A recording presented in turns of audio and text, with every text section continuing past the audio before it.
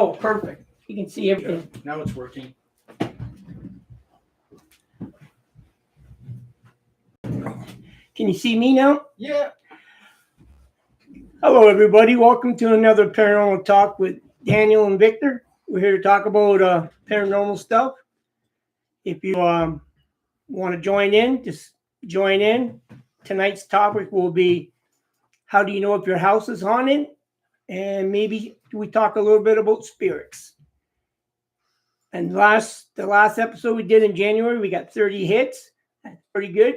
We'd like to hit at least 100 or more before end of February. If you guys can help us out with that. We also want to hear back from you about topics you want us to talk about. And if you want to interact with us, you're more than welcome to sign in and talk to us. We're not going to bite your head off or anything else. But be respectful, no swearing, and don't get upset because we will delete you. Okay, let's talk about how do we know your house is haunted, Daniel? How do we know? That's a good question. I think most people generally approach us to report something happening in their home that they can't explain. Moving objects, hearing voices perhaps, seeing things you can't explain. What other stuff am I missing here? Knocking, walking upstairs, footsteps, voices, animals seeing things that's not there, little kids hearing voices, seeing their imaginary friends. The list goes on. There's so many different things to describe about if your house is haunted, but sometimes it's not really haunted. Creaking pipes is another one. Floorboards creaking. Some people mistaken that for hauntedness because the movies they watch and the documentaries they talk about. Some documentaries are good, but not all. You got to be careful what you listen to about paranormal because not a lot of people can feature the facts about certain things. That's what we're going to try to help out tonight. Give you some facts and show you how you can debunk your own haunted house without us being there. And if you can't, you can still call us. So what's the first thing we have to do, Daniel, to find out if your house is haunted? Well, for a homeowner, I think they have to follow their intuition and decide if something that's going on and they feel that this is out of the ordinary and they can't easily explain it. Could be small things, could be things that you can dismiss easily, or it could be real things that jar you and get your attention. Stuff getting knocked off a shelf, or something that I've typically heard of is objects being misplaced, television remote, or the keys to your car, stuff like that. You leave that stuff that you generally leave in an exact same location every day that you rely on, that you can find easily, and all of a sudden it's not there, and you kind of begin to doubt yourself, and you start to think, what's going on here? Before we go any further, our other team members behind the camera watching all your questions and answers. His name's Ed. So we're going to give a shout out to Ed because he's volunteered to help us tonight, which is nice of him. So we'll get back to the other things we were talking about. Missing keys. That's the hard one. So sometimes it's not always missing. The one I like is the window tapping. Window tapping, okay. Because if you have a neighbor that don't like you and he knows you're scared of ghosts or spirits, they'll tap on your window. And the only way to catch them is cameras outside your house. A lot of people get scared when they hear the windows tapping. Sometimes it's a branch, but you gotta walk around your house and check everything before you assume the worst. And you mentioned knocking. Sometimes you would hear a knock on a wall or inside a wall, stuff like that, places that aren't accessible, or the floor or the ceiling. Those are some of the things I've heard of. We experienced a knocking at one of our clients. We were doing an investigation overnight, and the bedroom wall is the kitchen wall, and Daniel was sitting in the kitchen here knocking on the walls, and he thought I was doing it, and I wasn't. I was laying on the floor watching cameras, and that was kind of funny because the lady of the house told us that the place will knock, cupboards will move, cupboard doors are slammed shut and open up by itself, which that all came true. It was kind of fun, but you gotta investigate before you can say anything, and you can't take people's word for it because sometimes they do like to lie and scare you, so that you'll feel paranoid when you go in the house. If you have us come over to your house, we like to set up cameras, and we can record for long sessions to see if things actually do move or happen. Then you'll catch if something, let's say, is on a counter and it moves, like an object on your counter. If it changes location, we have video cameras and that sort of thing that can capture that. And when if we're at a location, we have devices that record all the sounds that are going on as well. So that helps confirm if you've got something going on. We always go through evidence like that, Yeah, scrutinize it, try to debunk it, see if it's real, if it's something that we can't explain. we do try to explain everything though, because it will drive us nuts if we don't. Because we'll bang our heads against the wall until we figure what's in that house. We do a lot of research on the place too, which makes a big difference when you're researching a house, because you don't know who passed away in that house, and sometimes the papers won't tell you if they died in the house. They just say unknown, and that's all they call it now. They don't say murder, heart attacks. They just say the person was died of an unknown cause, so that way nobody gets scared when they buy the house. But it shouldn't scare you if somebody dies of a heart attack in the house. It shouldn't bother you. That's kind of a good point. If there's been death in the house, death around the house, perhaps the location is historical, and there could be people buried on your property or remnants. If you're in a location that's existed where that's now populated, where it's a lot of time has passed in it, then the odds are that something could have happened on your property. Something associated with your property could influence what's happening in your house. Not just around your property, on your street too. Major car accidents, major fires down the street, murder across the street from your house, stuff like that will affect the spirits too, because they'll duck into the most safest place they think. Could be your house, could be the neighbor's house, and they're not there to hurt you. They're there because they're hiding from somebody who killed them, or they're hiding because they're scared. And then that's when we come in and talk to them and try to convince them that they don't belong there and they can move on. And sometimes people are particularly sensitive to the spirit world and otherworldly things, and they don't realize it.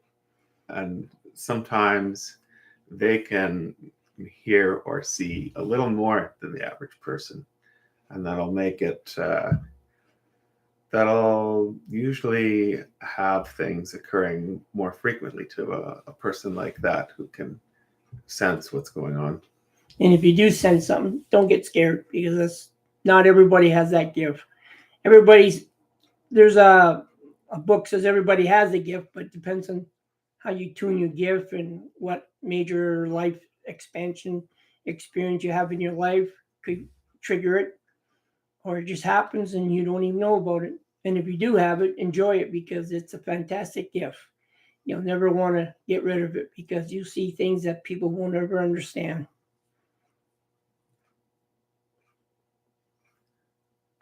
I do not have a gift.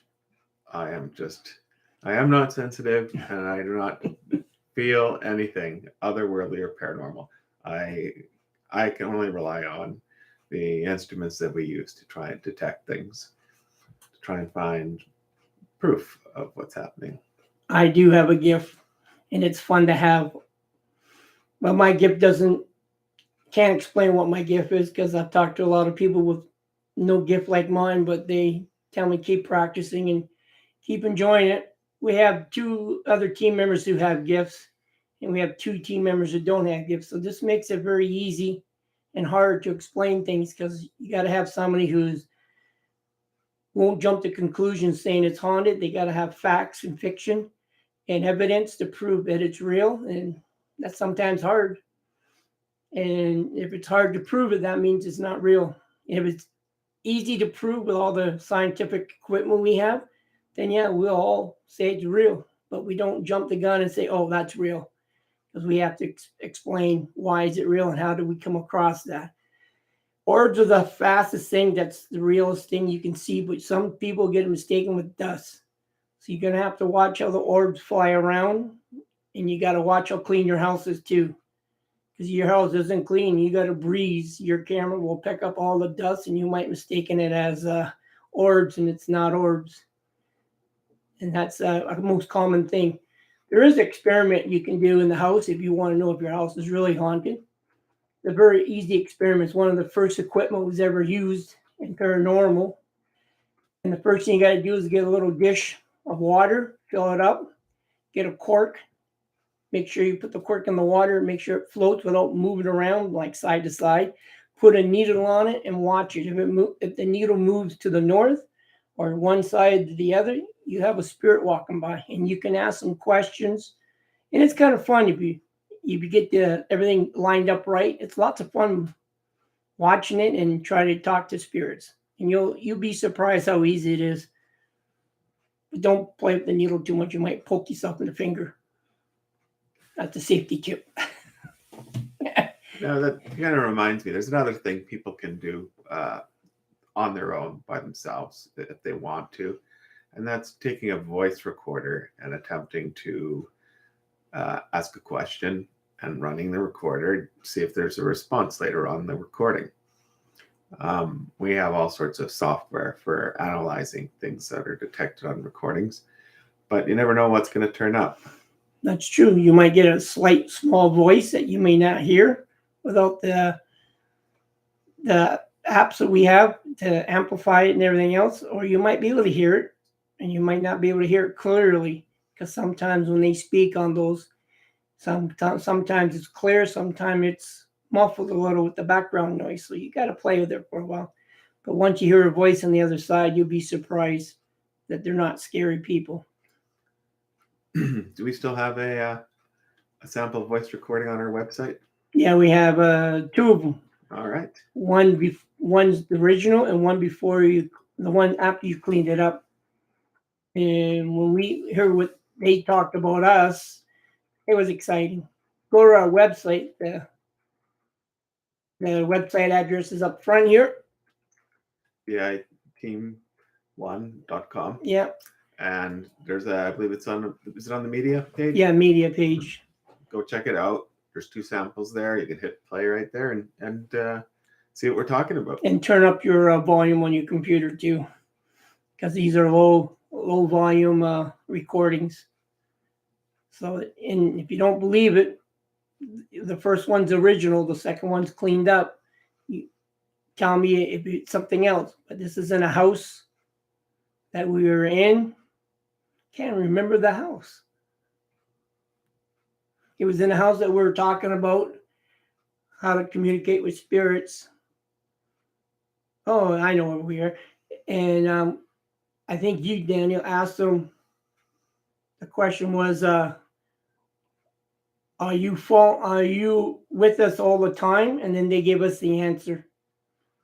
It's a little scary when you hear the answer, but it's kind of exciting knowing that spirits are watching you everywhere you go. So enjoy your life. That's kind of interesting. Is that also brings up some people talking about if you're haunted, if your home is haunted. People have caught things while recording. Yeah. On video cameras, just regular events at home. If you're like recording a birthday party or something like that, and all of a sudden or taking photos at a wedding, you might see an extra person there or a silhouette of somebody that you can't explain. And funerals too. Some people take pictures of funerals and said they saw a big white smoke going up in the air. But you got to make sure you cameras on black and white to prove it, because color sometimes blends in with the camera and it might not be what you think it is. The black and white film is the best way to take pictures for doing spirit worlds. If you take color, you're not going to get much. We've already tried color before and it didn't work out too good.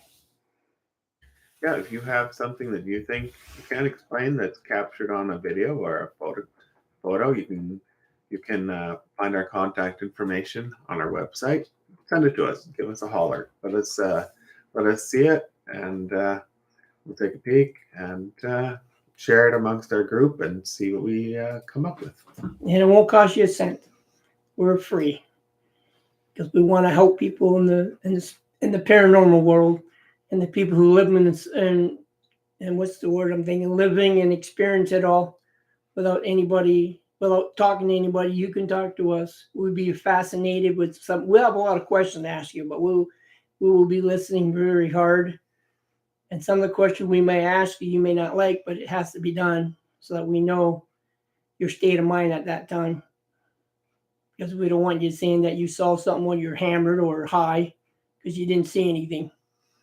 You think you did, but you didn't.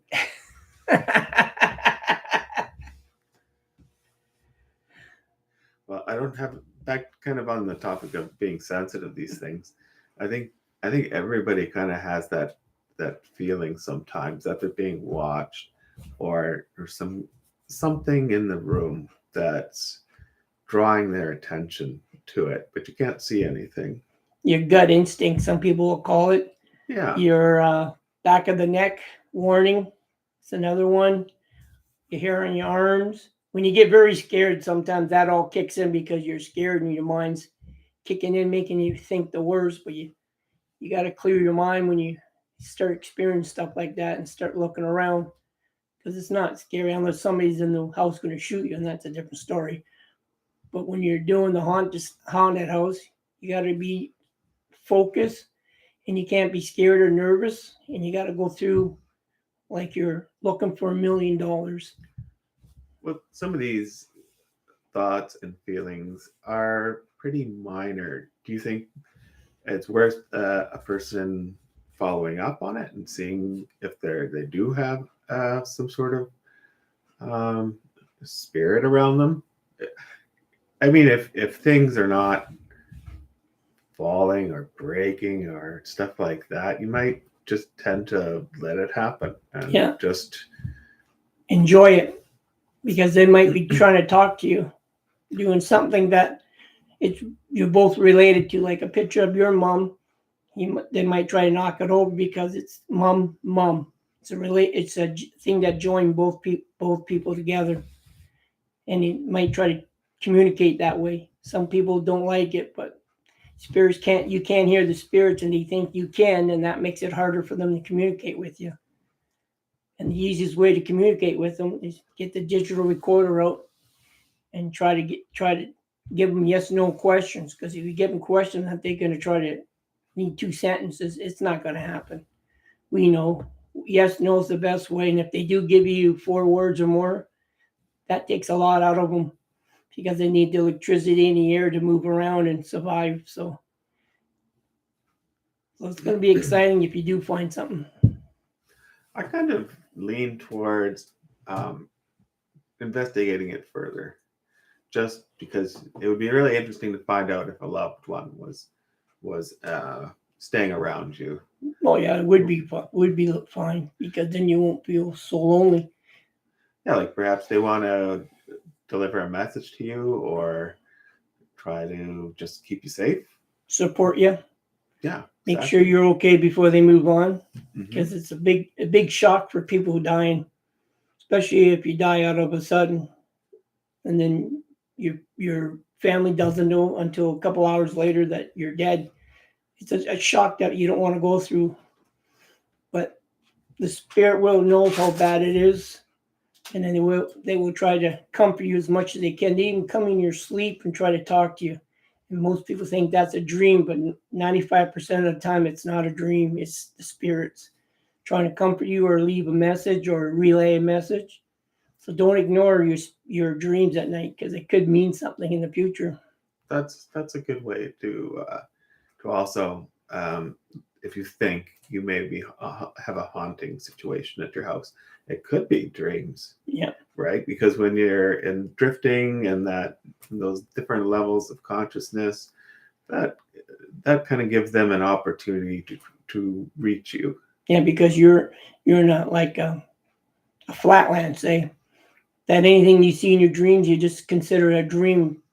And it's easy for them to come to you because you're not going to get scared because you're thinking you're just dreaming it. And you're more comfortable and relaxed, and they can come and approach you without you being scared or screaming or startle them. Being on the other side, I don't know what it's like to meet other people, but I can imagine it's scary just trying to communicate with somebody, and the person and the still living has no idea what they're doing, don't know how to talk to them, don't know what to say, so they get scared and scream. And if that was me on the other side, I'd take off too because it scare me too. You're thinking that you're hurting them or something. Spirits only come to people who they can trust and try to talk to. So that's why I guess a lot of people don't have gifts because a lot of people watch too many movies and fear that they're going to come and strangle them or throw them down the stairs. You should stop watching horror movies. I think dreams, that sounds like a good topic for another show. Yeah, that's a deep topic. Yeah, that can go in a lot of directions. You can write that one down. Dreams. And if anybody has dreams, you can send us your dreams and we'll talk about it over YouTube. We won't say your name. We also have a newsletter if you want to write about your dreams, and we'll post it in the newsletter. You can leave it anonymous or just friends or VIP team guests. We don't care. We will post it and talk about it and let people know because there's millions and millions of people have dreams. And they're not all the same. And if they become the same, then there's something going on. Even more, we'd like to hear about any paranormal experiences you have. If you have a story, like as we said, there's a lot of stuff that may be harmless. You might find a connection between things that have happened that had an outcome that you want to share. Or a reason. Yeah, we definitely want to hear about that too. Yeah, like Victor said, we do have the newsletter, and we like to post stories like that, things that people tell us. And we have our newsletter right now at the Garage Sale Thrift Store on Archibald. You can go down and pick one of those up and read this one. It's a haunted house story, and it's from Manitoba. Some of you might know the school, some might not. So go and read it and send us your thoughts because it would be interesting to see if you guys like that kind of story because we have all kinds of stories we can write about, but we want to hear about your stories. Our stories, you can see us on YouTube and watch us. We want to hear about your stories and see what we can do for you. And it's a lot of fun talking to you too. Even if we go for a coffee, pick a coffee shop, Tim Hortons, we'll sit there and talk.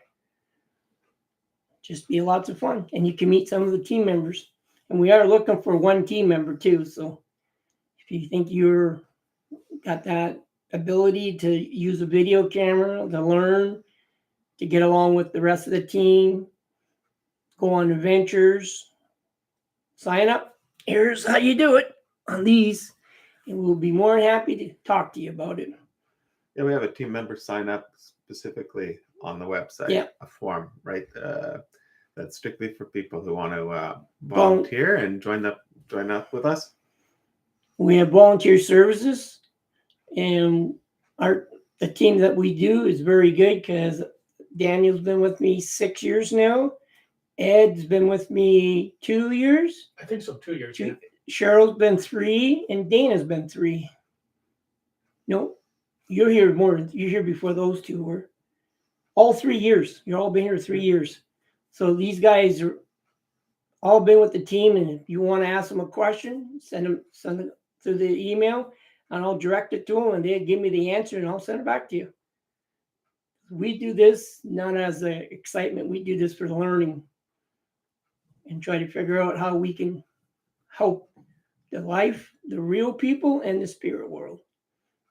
Our focus is mostly on the paranormal, not the life. Just to let you know. And paranormal, we do everything paranormal. Anything that is related to the paranormal, we're willing to investigate and check out. And we've had a lot of experiences almost in every area. Yeah, we experienced a UFO already. We're going to be going on a road trip twice this year out of town, overnights. They're going to be fun. We're not going to tell you where. You'll have to wait till it happens and then watch the videos.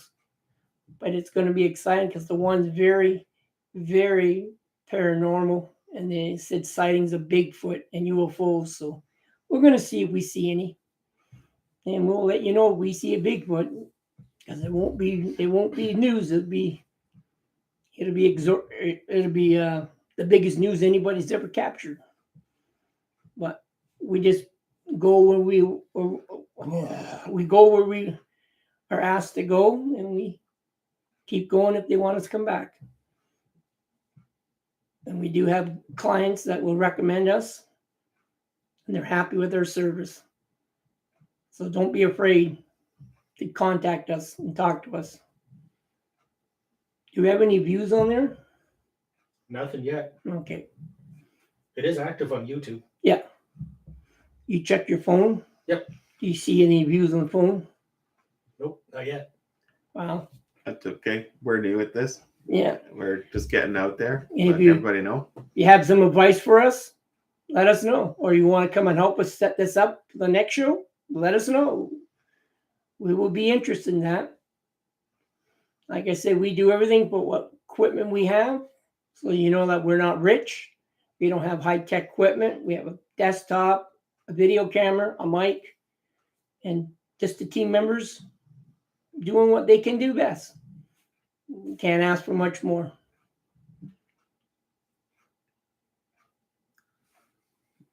All right.